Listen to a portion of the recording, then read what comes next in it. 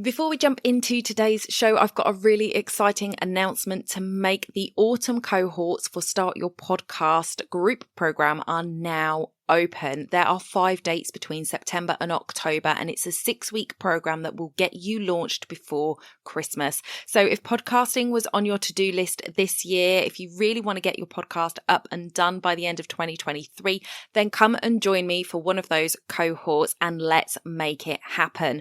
I have a free masterclass available for you called Understanding the Power of Podcasting. You can go over to donnaeade.com/masterclass, watch the masterclass and get access to that enrollment. I hope to see you in one of the autumn cohorts very soon. That's donnaeade.com/masterclass. Let's get back to the show. You're listening to the Wedding Procast UK, the place to be if you are a UK wedding professional looking to grow and streamline your business.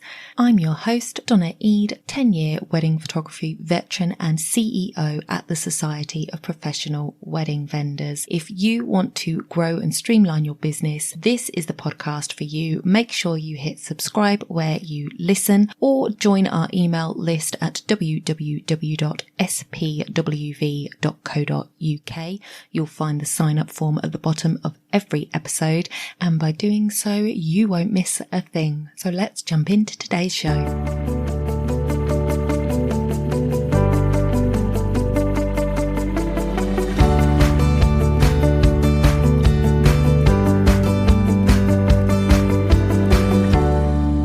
In today's episode of the Wedding Procast, we are talking with Marie Louise. She is a specialist in branding, design and Canva, working with small to medium sized businesses. She has over 16 years experience in her industry, and she's created everything from logo designs to website designs, as well as printed brochures, adverts, banners and packaging. Welcome back to the podcast. I hope you are well. Today we have Marie Louise with us from Lovely Evolution. Hello, thank you for having me. So today we are going to be talking about the topic of branding, which is one of my favorite topic areas to discuss, and Marie Louise is going to tell us all about it. But first, she's going to let us know a little bit about Lovely Evolution and how it came to be. I've actually had a bit of an evolution with my own business, and it's something that I think is a great way to approach things. So in terms of my background and my business's background, I actually started it as Lovely Designs, and I was doing wedding stationery, bespoke wedding stationery. So actually, fun fact, I have got a wedding industry link. And so I started it in 2009. It was just after I got married in 2008. And it was something that I did alongside my full-time design business in London. And it was doing something that was pretty and just a bit fun. But it was at the time where there was sort of the credit crunch. I had a lot of brides going, oh, I'll just make it myself. And because I was doing something that was very bespoke, it wasn't cheap and cheerful, I struggled to find my target market. So I did a few projects here and there, but it never really took off. And when my circumstances changed that I wanted to and needed to work for myself full time, I decided to keep Lovely Designs because I still wanted to do lovely designs. But I sort of went back to my core speciality, which is sort of more general design, but also branding and logos and stuff like that. And then about, I think it was 3 years ago, 2019, no, not 3 years ago, can't count. January of 2019, I relaunched as Lovely Evolution because I wanted to help other businesses evolve, because I think it's wrong to think that you do your logo once and your brand and then it's stuck in stone forever more and it doesn't change. And it's just not the reality. Your business changes. In theory, you should be updating your business plan every so often. And I think in a similar way, and same with your website, that's not something that is just stays in one way and then you never do anything with it. You're constantly tinkering with the message, you're updating things and stuff like that. You're trying new techniques in terms of marketing yourself. And in the same way, every so often, so not like every week, but every so often, it's worth considering looking at your own branding. So your your logo, and what colours you use, fonts, what's your tone of voice. There's lots of things associated of how you present yourself, both in person and on these different mediums. And it's good to be able to, relook at it and make sure that it's still relevant.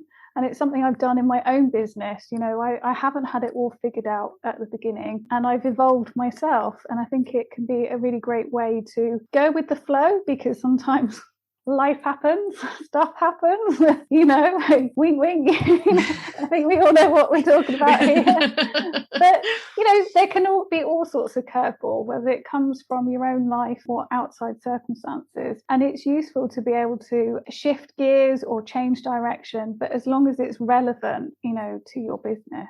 So that's where I come in. I help with that process. That's awesome. And I think you touched on it there, that it's important to look at these things. And I've said to people before, and I learned from a young business age, that you should be sort of looking at refreshing your website once a year and giving it kind of an overhaul and making it look different, so that people know that you're still in business. Because I think it's one of those things that if you've got quite a static website, what you do is quite, doesn't really change. It can be so easy to just chuck a website up and then leave it there and expect it to do its job. But if somebody comes to your website a year later and it looks exactly the same as it did the year before, not to say that they're definitely going to notice, but I've certainly noticed, and websites do age. And if you don't update it, it's just going to look like you're not in business anymore. And so it's really important to update that.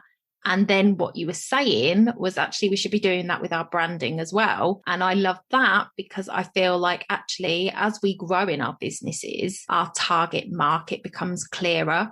The things that we love to do becomes clearer. The voice that we use becomes clearer, and it may well differ from what it was originally. So being able to take your branding and adjust it, update it, not necessarily scrap it and start again, but just make it relevant, is a really useful thing to do to make sure that your branding is mirroring the things that you're saying. So if you're talking in your posts and your brand doesn't match that tone of voice anymore, there's going to be a disconnect with your clients. And it's one of those things, it's completely subconscious, isn't it? That people just don't, they just know something's not right, but they wouldn't be able to put their finger on it. I think it's something that happens quite a lot when you, particularly on social media, where you have like, you get that misinformation or bad advice. You need to be everywhere, everyone on social media, have something, cover all bases. And that's not entirely the best thing. If you're going to be everywhere, you need to be up to date. And that's where it falls down, because we have natural places online that we like to hang out. So that's where your attention is. So that's what you would, if your Facebook is your bag, then, you're more likely to sort of refresh that and keep that up to date. Whereas sort of poor old LinkedIn might be suffering a bit. It's got a photo of you that's sort of, 5 years out of date, and you've got a completely different hair color now. There's all that. You sort of see it time and time again. And it's making sure that all the different places that you showcase you and what you do is aligned. And it doesn't necessarily have to be cookie cutter the same, because it can be a way of doing things, but it's about making sure that everything's aligned and you're being consistent. Yeah, absolutely. Yeah, I completely agree. And yeah, I do know that I need to update my profile pictures. My hair is an awful lot shorter than it was now. But I can't let my long hair go yet. I just can't. I like looking at it. I can pretend I've still got my long hair if I log into Facebook and see that picture. I'm still not ready to let go.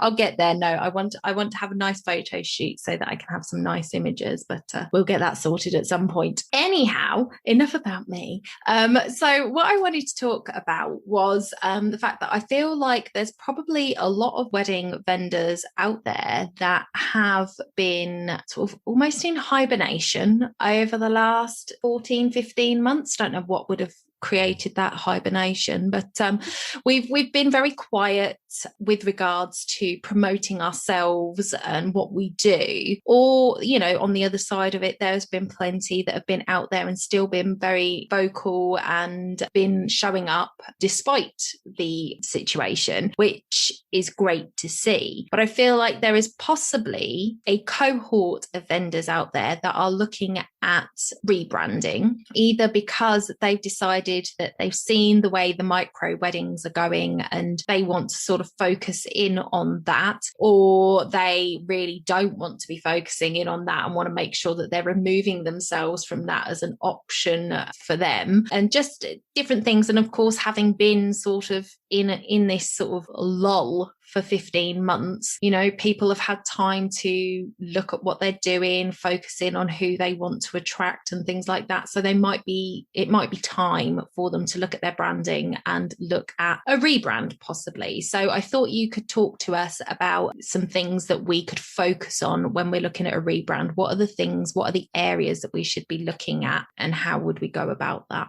Okay, so there's different aspects to that, and I think you've kind of covered some of that already, but I'll reiterate. So knowing your target market is really, really important, because that will inform every design decision that you make. So, you know, choosing what colors and fonts that you use as part of your branding, it should be something that appeals to your target market, something that could help people, you know, in business sort of narrow that down is consider, and you don't have to do this in terms of in real life, but consider, what if you were only allowed to talk about one service or aspect of your business?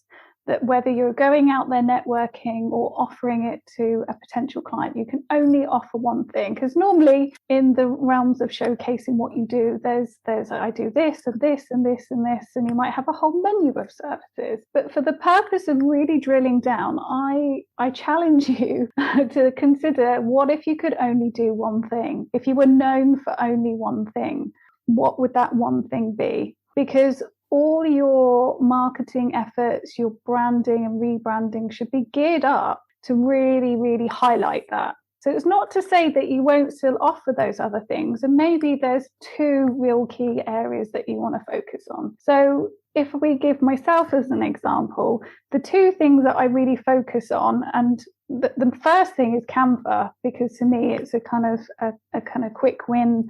Most people have heard of it. But actually, the second thing that I also talk about is branding, but most people only remember the Canva. So I need to be, if I start then talking about all sorts of other things that I do, people have gone, they're finished, they're not remembering that all. So what is the one thing, or the first thing you want people to remember about you and your service? And so by looking at it from that way, it focuses the mind. So there are other opportunities to showcase these other things that you do, but it means that you can be really clear. Like if you do want to offer micro businesses as your main thing, really niche into that, yes, you can still offer larger scale and maybe sort of mid-size weddings. But if you were to really focus on that, you'd be thinking, well, who would be wanting that now in the next 6 months and in the future? Like if this is a trend now that, you know, there's some real pros to that, you know, I think, oh, that's quite a good idea, you know, and there's many different reasons why, if we take that example, some, you know, future wedding couples might want to go with that. You know, sustainability, it's less impact, it's cheaper, it can be sort of more intimate. So thinking about it from that point of view, then you've got some language there. There's some key words that are coming out, and you're wanting to portray that experience. So, you know, and again, sort of your brand's not just your logo. That's one part of it. You're wanting to think about the big picture of how do you want people to feel when they are in your environment, if you are, you know, have a physical space, or, you know, when they meet you, and when they visit your website, when they go on your social media. Again, is that all aligned? But think of like the values, not value, but the values that your brand has. You know, who do you want to attract? That's sort of a key thing to start with.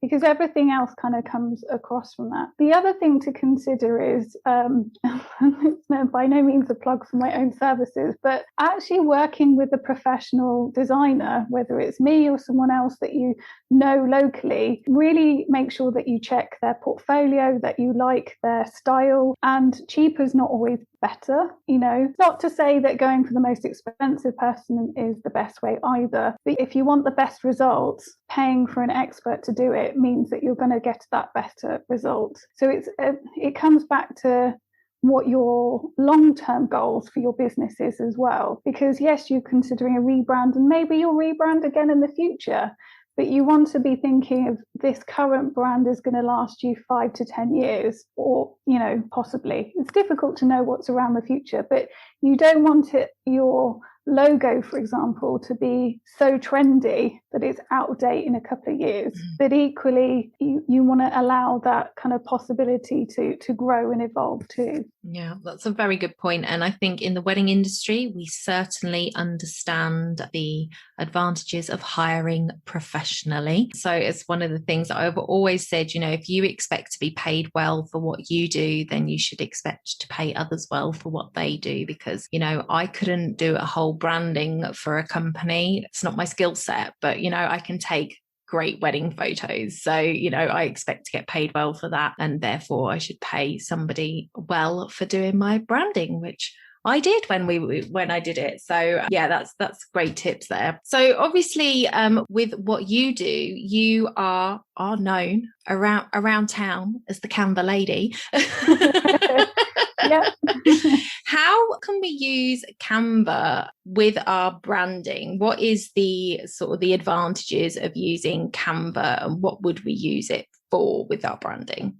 So what I love about Canva is that you can utilize some tools within Canva that will help you be consistent, because I've mentioned this already, but if you can take one key thing from this, podcast, and today's topic of branding is being consistent. If you can be consistent, even if it's consistently average, like even if you haven't got the best branding, at least if you can be consistent with your colors and your fonts and sort of image style and stuff like that, it will mean that you will have that clearer message. It will look more professional. Obviously, if you've got a really good brand and logo and all of that, it's going to be better. But if you can at least be consistent, that will be, you're winning at something. But yeah, I guess in order to be consistent with colors, making sure that you set up your brand's colors in the brand kit. So whether you've got the free version or the pro, you've got more options in the pro version, but even in the free, you can set up one color palette with your brand colors, and you can have, I think, up to 3 colors in there. So it just means that anytime you open up and create a new design or use one of Canva's templates, you'll see it there in your colors tab, and then you can make sure that you update everything, change the colors from that template to your brand colors. So that's sort of something that works really well. I would say if you're going down the DIY approach, which, it is possible, but picking out a few templates that you really like the look of and seeing how you can adapt that to other things that you might be creating. So, for example, if you're sitting down to create a promotional leaflet that's going to be part of a postal campaign or something like that, or it's going to be at a future event when you're able to be at a physical expo, or for example, think about what aspects of that could be on all of your different designs. So is there a particular design, like the way the frames are, because you've got photo frames in Canva, so you've got the standard kind of rectangle square, but there's all sorts of other frames in there. So is there something that, do you want something that's more pebble shaped, and you make that as part of your style? Again, making sure, is that kind of aligned with your target market? So there's looking at, what decorative features or design styles you really like, and making sure that you're using them again in that consistent way. So it doesn't have to be all cookie cutter the same. I mean, you can choose to be like, well, I always have my logo at this point, bottom left or whatever. Yes, you can go to that extent, but it's making sure that if someone is looking at all these different things and sitting there all in at one go, that it all fits together. as I said already.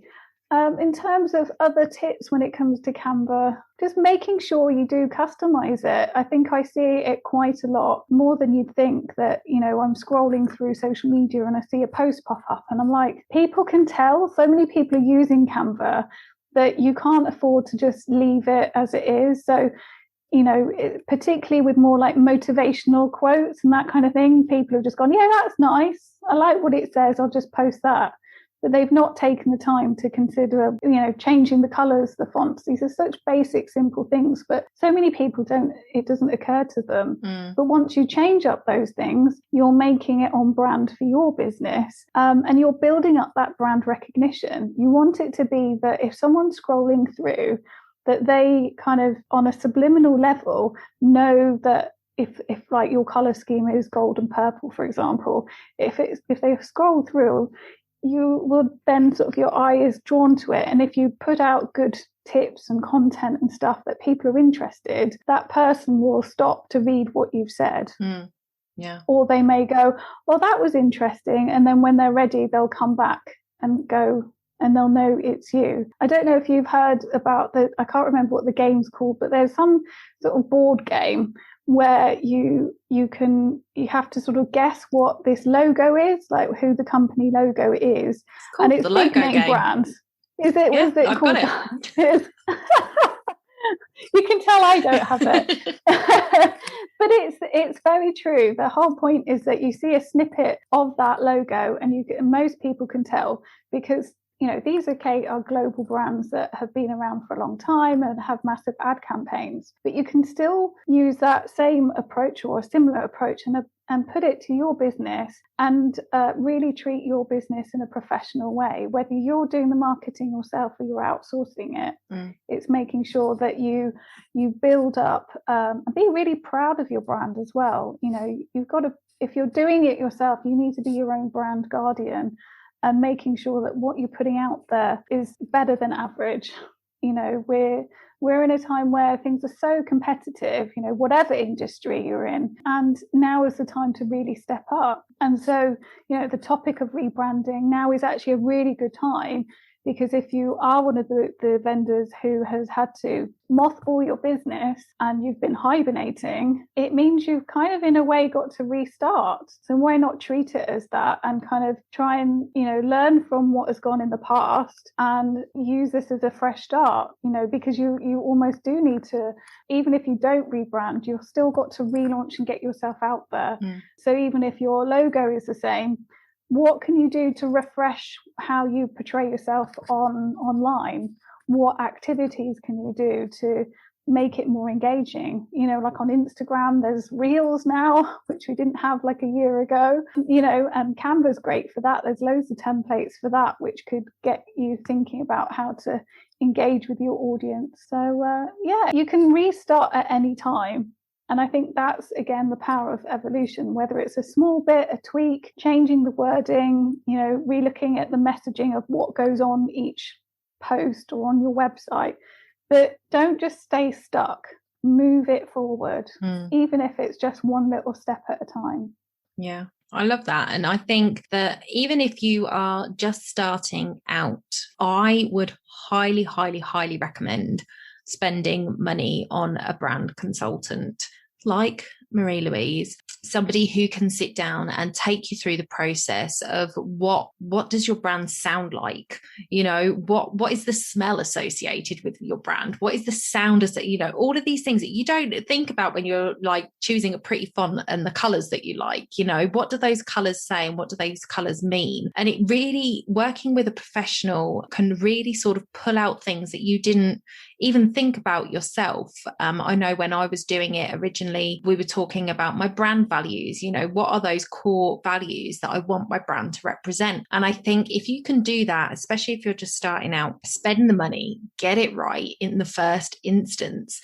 And then when it comes to rebranding, maybe you're tweaking your colors. Maybe, that the ones that you chose were sort of great for that period of time, and now they're sort of a little bit out of fashion. So you might want to change them up a bit, but the fonts are still the same. So the brand is still recognizable, and it's creating that recognizable brand for yourself that's really important. When you look back at some of the big brands, they've all had rebrands. They all look different to the logo they first had, but there's something about them that you can still tell, like McDonald's with its golden arches. If you look back at the first iteration of the golden arches, look completely different to how they look now. And, so it's really important to spend that time and money when you initially set up your branding to sort of set you on the right path. And I think that makes it a lot easier when it comes to looking at rebranding and refreshing. And using Canva, I'm a big advocate of Canva. I love using it. I use it all the time. And I love the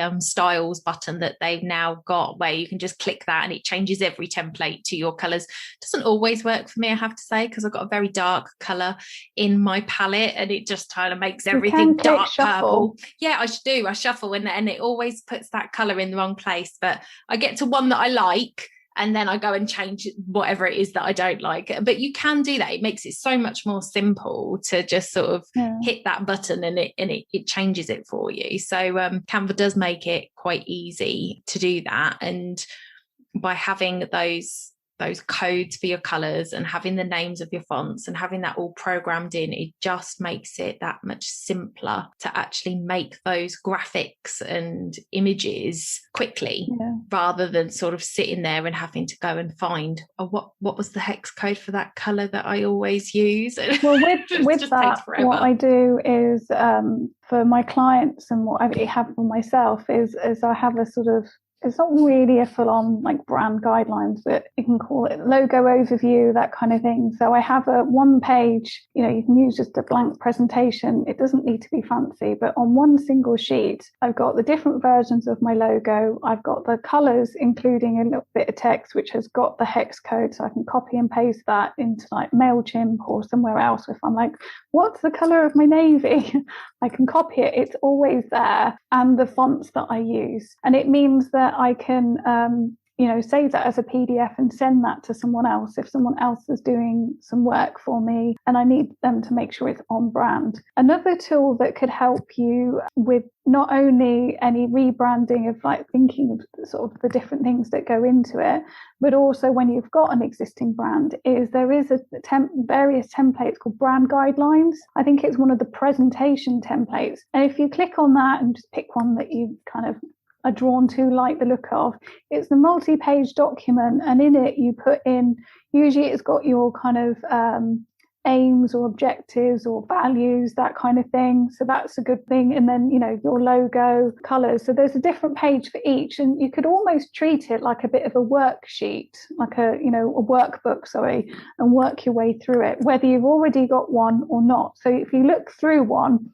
then you can see what decisions you need to make. If you are looking to rebrand, it's like, okay, so I need to think about kind of my colors. That's one of the considerations. And also considering what images and style of images you use can be quite helpful. And I think sometimes it usually has like your target market, it's more simple, but, there's a little photo that you can put in of an example of that. So that could be quite helpful in terms of planning, but also consolidating and making sure that you have a clear idea of what's happening in your brand.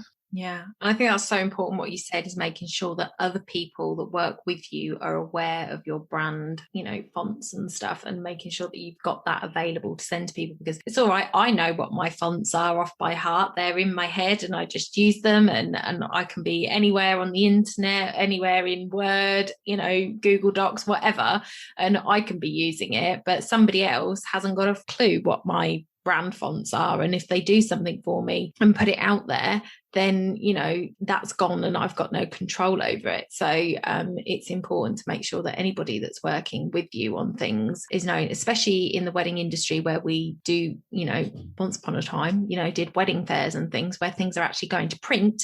If you're getting somebody to do your copy for you, for example, you're just looking over your words, making sure your copy's okay, and you don't look at that and you just, it's been done, check it, send it to the printer, and it comes back and it's not in your brand fonts, then you're going to be in trouble. So it's a great idea to have that layout done somewhere that you can pull on whenever you need it for other people as well. So that's really, really good tips. Thank you so much. So how can people work with you, Marie Louise, if they wanted to get in contact?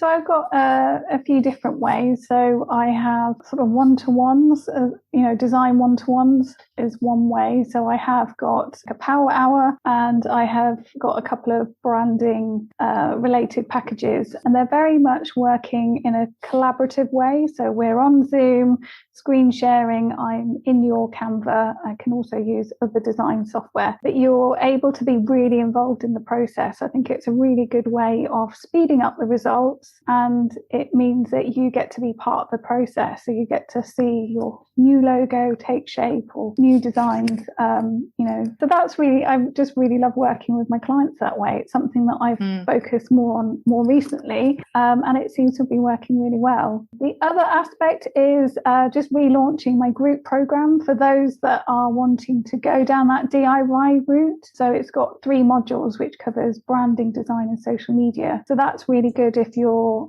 wanting to do, take that process and do it yourself using Canva. I've got lots of great training and support that means that you're going to get the best results. So some of the things that I've talked about in today's session is something that I really passionately believe in and can see time and time again the impact even very small changes make. So it's really, really fun. And then if you just want to kind of try things out for free, as it were, I've got my free Facebook group, which is called Lovely Canva Crew. And I deliver semi-regular trainings in there, little demos. It's a place where you can post questions about Canva design, branding related, as well as share stuff that you're working on for feedback from myself and the group. So it's really building a really nice community of kind of people interacting, as well as me kind of trying to offer tips and advice around Canva and branding. Brilliant. So I am going to have all of that information in the show notes, guys. So you'll be able to link directly to Marie Louise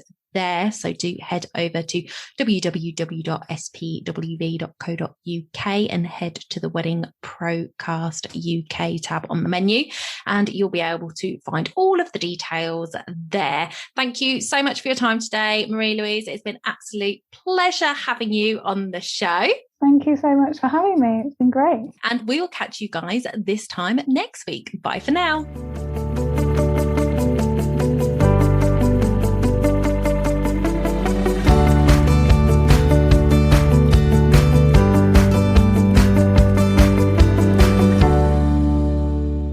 Don't forget to hit those stars and leave a review of the podcast where you listen if you found value in what you heard today. It's a free way you can help the podcast reach more people just like you.